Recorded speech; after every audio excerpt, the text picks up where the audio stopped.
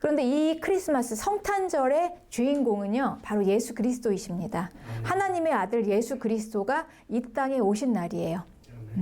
왕으로 오셨습니다. 그분은 왕인데 그분이 오셨을 때 그분이 함께 그 나라를 가지고 들어오신 것입니다.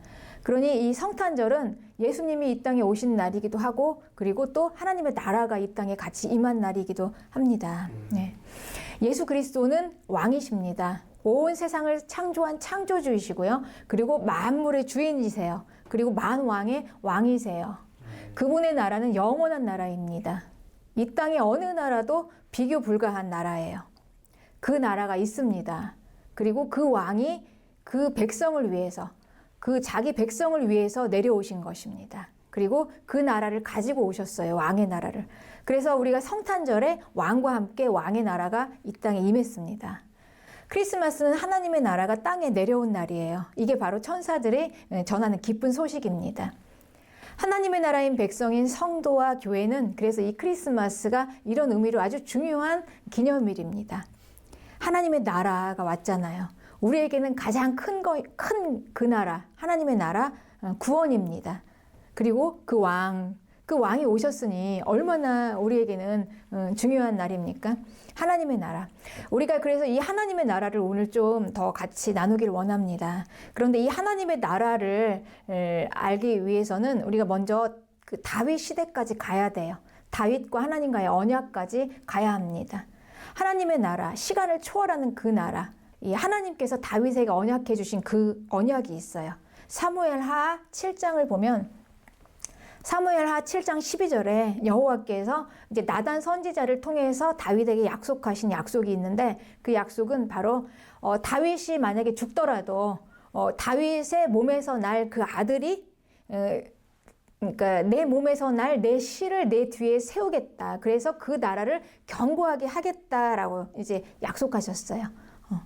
그러니 마치 이제 이건 보면 다윗 왕조로 세워진 이스라엘을 하나님께서 견고하게 하시겠다라고 하는 것 같은데, 그 다음 절을 보면은 이렇게 말씀하십니다.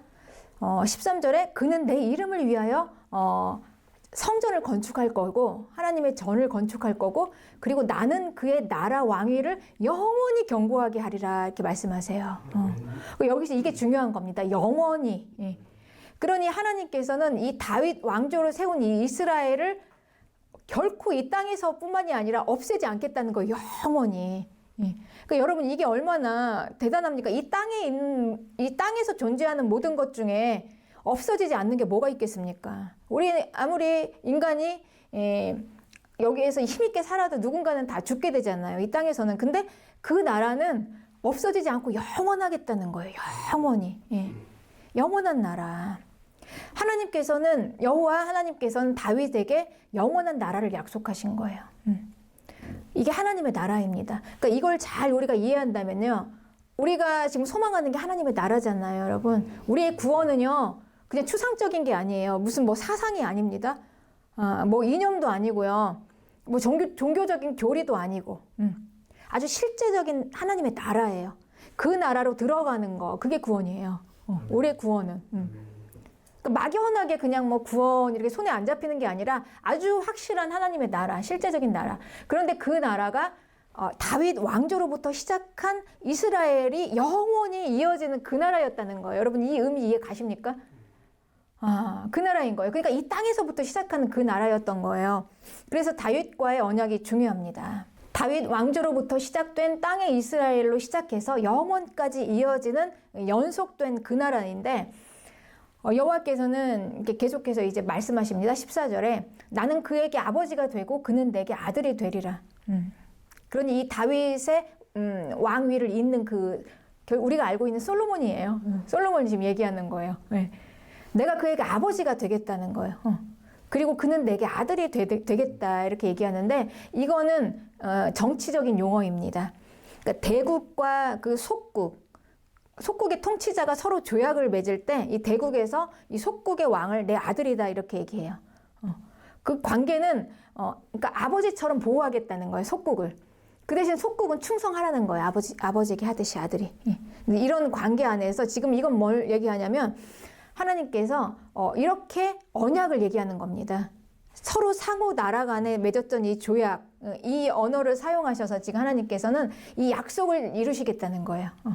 그래서 혹시라도 그가 만일 죄를 범하면 내가 사람의 매와 인생의 채찍으로 징계는 하지만 그러나 내가 네 앞에서 물러나게 한 사울처럼 그렇게 완전히 빼앗아 가진 않겠다는 거죠. 그러니 그 왕조는, 그러니까 사울 왕조는 그냥 하나님이 그냥 빼앗겼잖아요. 그냥 거기서 끝났잖아요. 그러나 잘못할 수는 있지만 그래도 끝까지 버리지 않겠다는 거예요. 그 나라를 언약으로 지키겠다는 거죠. 네. 그래서 16절에 내 집과 내 나라가 내 앞에서 영원히 보존되고 내 왕위가 영원히 견고하리라. 이 약속을 한 겁니다. 그러니 이 의미를 얼마나 이해했겠습니까? 이 이스라엘 사람들이, 유대인들이. 그죠? 그냥 영원한 왕이 오시는데 이 영원한 나라가 과연 이 하나님의 나라 영원한 그 천국이었다고 그들이 이해를 했을까요? 어쨌든 이 언약은, 다윗의 언약은 이스라엘의 메시아를, 이렇게 메시아 대망 사상의 이 근본이 되었습니다. 이 다윗 언약. 언젠가 우리를 통치할 왕이 올 거야. 그러니까 이스라엘이 로마의 뭐 속국으로, 로마의 식민지로 많은 이렇게 고생을 했잖아요. 그들이 역사를 보면, 그들의 역사를 보면 그렇습니다. 그러면서도 우리를 구원할 왕이 올 거야. 이렇게 생각한 게 이 다윗 언약에 근거한 거예요. 분명히 영원한 나라에 하나님께서 분명히 우리나라를 망하지 않겠다고 언약을 하셨는데, 그런데 우리는 지금 이렇게 망해 있단 말이죠. 특히 이제 바벨론 포로로 잡혀갔을 때 이걸 어떻게 이해하겠냐는 거예요. 그렇지만 그들은 이 언약을 기억하면서 믿고 이제 소망을 가지게 된 거예요. 아, 하나님께서 이렇게 약속하셨으니까 우리 분명히 버리지 않을 거야. 그리고 계속해서 이제 이스라엘이 이제 언제 올까? 메시아가 언제 올까? 이제 계속 기다렸던 것입니다. 왜냐하면 너무 현실이 힘드니까. 네. 로마에서 그냥 뭐 세금으로 다 걷어가고 막 못 살게 했잖아요. 다 죽이고 막 그냥. 그냥 계속 기다린 거예요. 네. 우리도 지금 그렇잖아요. 예수님이 언제 오실까? 기다리는 것 같이. 네. 아, 우리의 왕이 언제 오실까? 이스라엘의 왕이 분명히 있다는데. 그리고 이제 그들은 기다렸는데 드디어 이제 이 왕이 온 거죠. 아. 그러니 이제 다윗의 언약과 떼어서 생각할 수가 없는 거예요. 예수님의 탄생은. 그러니까 이 예수님의 탄생은 그 옛날 그 이스라엘의 왕조, 그러니까 하나님께서는 아브라함과 먼저 이제 언약을 맺으셨죠. 믿음의 조상. 그런데 실제적으로 그 나라, 한 나라의 그 왕, 다윗 왕조인 첫 왕인 다윗과 맺은 언약이에요. 이스라엘은, 하나님의 나라는. 그렇게 해서 이제 하나님께서 그 나라의 왕을 보내주시겠다고 약속하신 그 약속의 성취가 이제 바로 예수 그리스도입니다.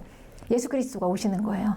그러니 하나님의 구원, 우리를 구원하신 그 구원, 하나님의 나라, 우리가 얘기하는 천국, 그거는 그냥 뜬구름 잡듯이 공중에 붕 떠 있는 그런 게 아니라 아주 실제적인 이 땅에서의 나라로부터 시작해요. 아주 현실적으로 시작하는 거죠, 여러분. 이스라엘. 여기에서부터 우리의 구원이 시작하는 거예요. 이게 하나님의 역사하시는 우리의 구원의 계획입니다. 이스라엘이 실제 했잖아요. 예, 이스라엘. 그래서 우리는 성경, 왜 이스라엘 그 나라의 역사가 이렇게 중요하지? 예, 그 나라를 통해서 하나님이 영원을 약속하셨으니까 그 나라로 이어지는. 그래서 이제 이스라엘인 거죠. 이스라엘의 왕. 그 왕이 이제 드디어 오시는데요.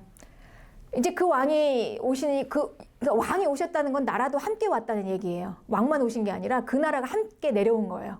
성탄 그날.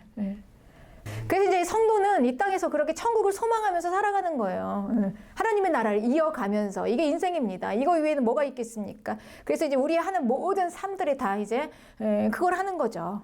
그걸. 그랬습니다.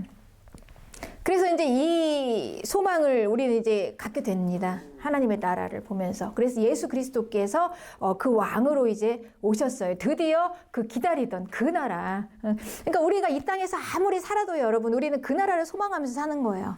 앞으로 가게 될 그 나라가 뭔지는 모르겠어요. 확실히 그 나라에서 우리는 뭐 말로는 우리가 여기서 열심히 살면 아마 거기에서 뭐 하늘에 쌓는다고 하니까 내가 거기에 쌓아놓은 게 많으면 아마 거기에서 잘 살겠지, 이제 이런 막연한 생각은 하죠.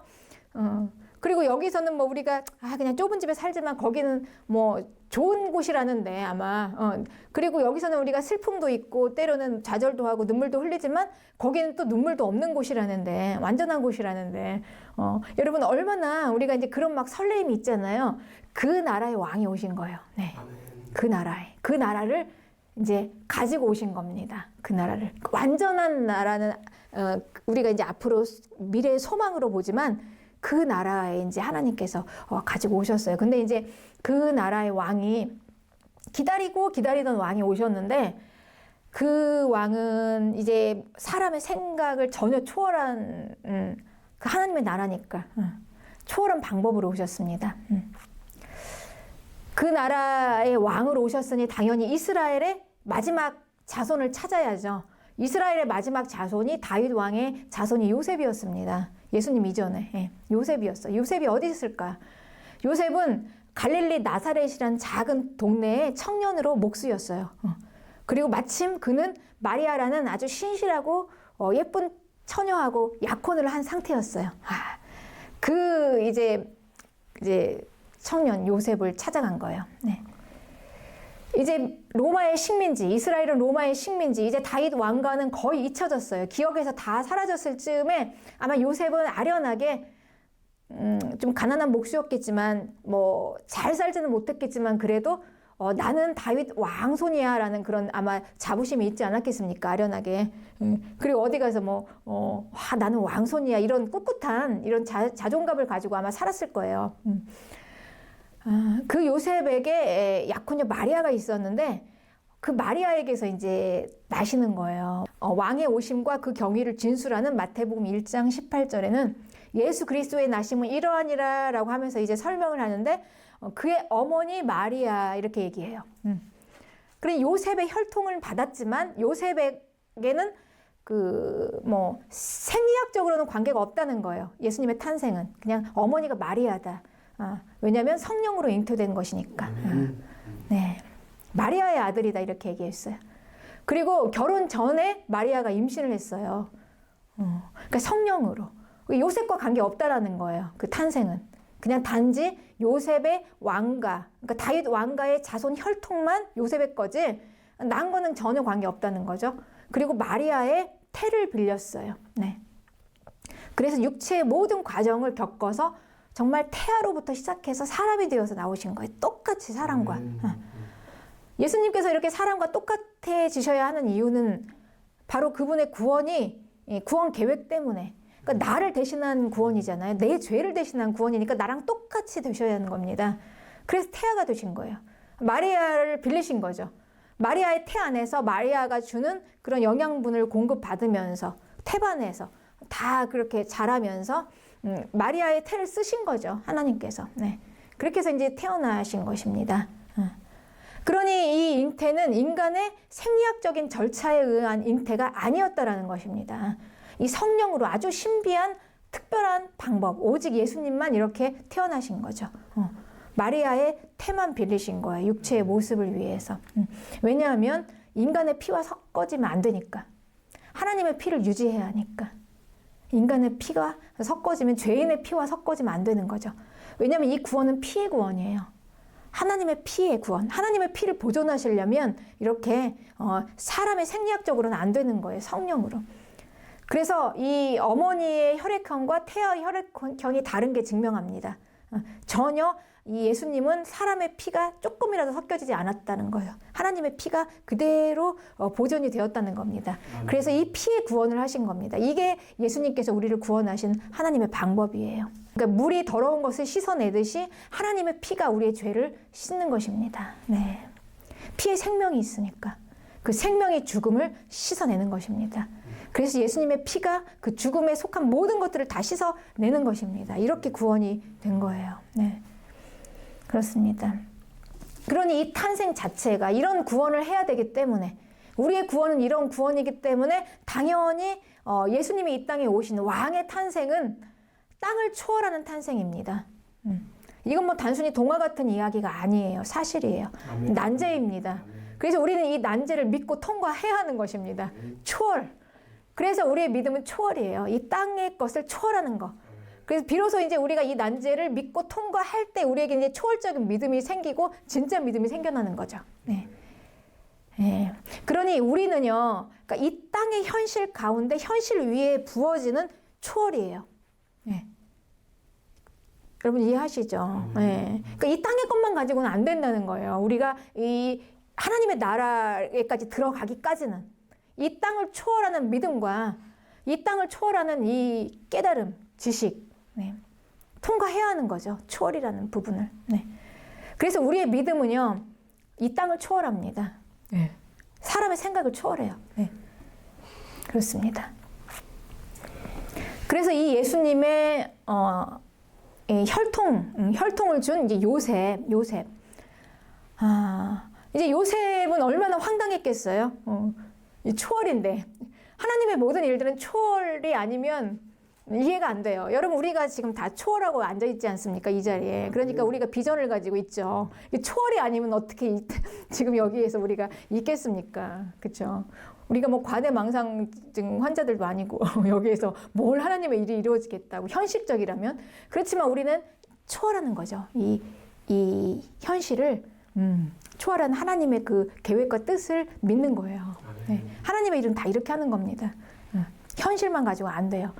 그런데 이제 요셉은 이걸 알기까지는 이제 사람의 생각으로 하려고 보니까 요셉은 아주 의로운 사람이었어요. 그래서 마태복음 1장 19절에 그의 남편 요셉은 의로운 사람이라, 그래서 이 의로운 요셉이 할 수 있는 가장 최선은 뭐냐면 그냥 가만히 끊어주는 거예요. 이걸 드러내지 않고 소문 안 내고 조용히 사라져 주는 겁니다. 그를 드러내지 아니하고 가만히 끊고자 하여. 이러기까지 요셉이 이 초월을 이해하기까지, 여러분, 그래서 얼마나 갈등이 심했겠습니까? 그죠? 아니, 마리아도 의심하고, 이 뭐야? 아주 뭐 신실하고 얌전한 여자인 줄 알았더니 내가 사람을 잘못 봤네. 어디서 지금 딴짓하고 온 거 아니야? 이렇게 의심할 수 있죠, 당연히. 그럼에도 불구하고 요셉은 의로운 사람이었기 때문에 이걸 드러내지 않고 표내지 않고 그냥 조용히 가만히 덮어주려고 했던 거예요. 대단히 의로운 사람이죠, 요셉이. 아주. 그런데 하나님의 일은요, 이 대단히 의로운 이 성품만 가지고는 할 수 없어요. 이걸로 안 되는 거예요. 하나님의 차원은요, 이걸 뛰어넘어서 뭐냐면 마리아를 데려오는 거예요. 초월해서. 네.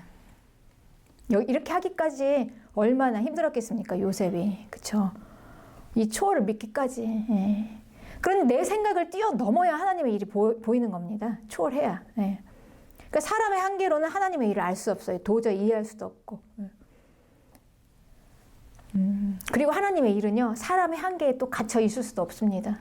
아무리 요셉이 도저히 나는 안 되겠다, 마리아 도저히 의심해서 안 되겠어, 이렇게 얘기해도 하나님은 그 생각을 초월해요. 그래서 어떻게 하시냐면 요셉의 꿈에 나타나시는 거예요. 천사를 보내셔서 요셉을 설득하세요. 가르쳐 주시는 거예요. 그래서 하나님의 일들은 사람의 모든 생각을 다 초월해, 사람의 한계를 다 뛰어넘습니다. 우리를 설득하고 우리를 어떻게든지 끌어올려서라도 하나님이 이루세요. 초월의 단계까지 끌어올리시는 거예요, 현실에서. 그래서 요셉이 이제 이걸 그렇게 생각하고 있을 때 고민하고 이제 잠도 못 자고 이제 고민하겠죠. 얼마나 몇 날 며칠을 막 밥도 못 먹고 수척해졌겠습니까? 아니, 마리아가 지금 약혼녀 마리아가 임신을 했는데 어떻게 이거를 받아들여요? 이제 고민하는 거죠. 근데 그때 잠깐 잠이 들었는데 그때 이제 천사가 이렇게 얘기하는 거예요. 마태복음 1장 20절에 마리아 데려오기를 무서워하지 말라. 그에게 잉태된 자는 성령으로 된 것이라. 이렇게 말씀하세요. 네. 그러니 여러분, 우리가 하나님의 일을 할 때 이런 초월적인 이런 계시가 딱 내려올 때 얼마나 믿기가 어렵습니까, 이게. 그쵸?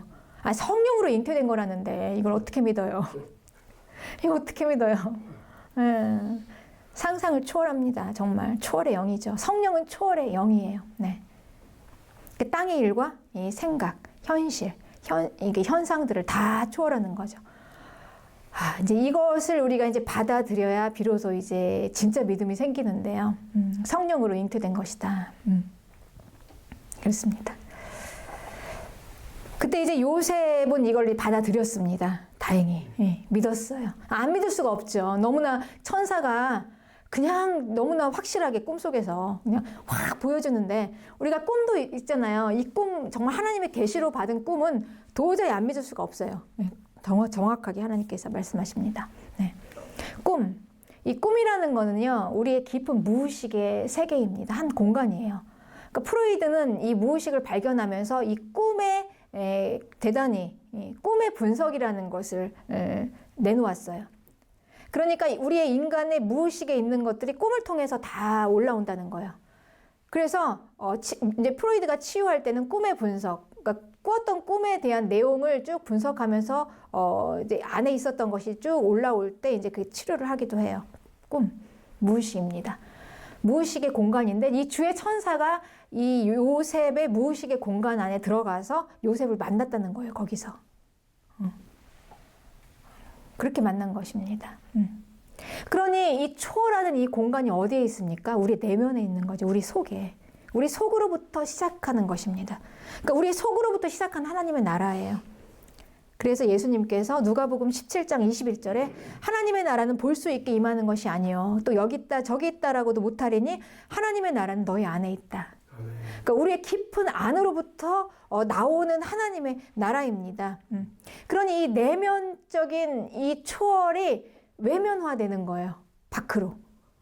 이게 하나님의 나라입니다. 내면으로부터 시작해서 쭉 밖으로 실제적으로 외형화되는 거. 그래서 이제 이게 영원한 그곳. 그러니 우리가 이 땅에 보이는 것으로는 다 이게 설명이 안 되는 거예요. 하나님 나라의 일이. 땅의 육신의 눈과 생각만으로는 안 되는 거예요. 그러니까 온 우주 공간을 다 통틀어서 하나님의 나라가 충만하게 우리의 내면으로부터 시작해서 이스라엘이라는 이 현실적인 이 나라를 통과해서 여기에 이어져서 영원한 하나님의 나라 그 공간, 영원한 하나님의 나라 그 공간까지 이어지는 어마어마한 이 범위죠.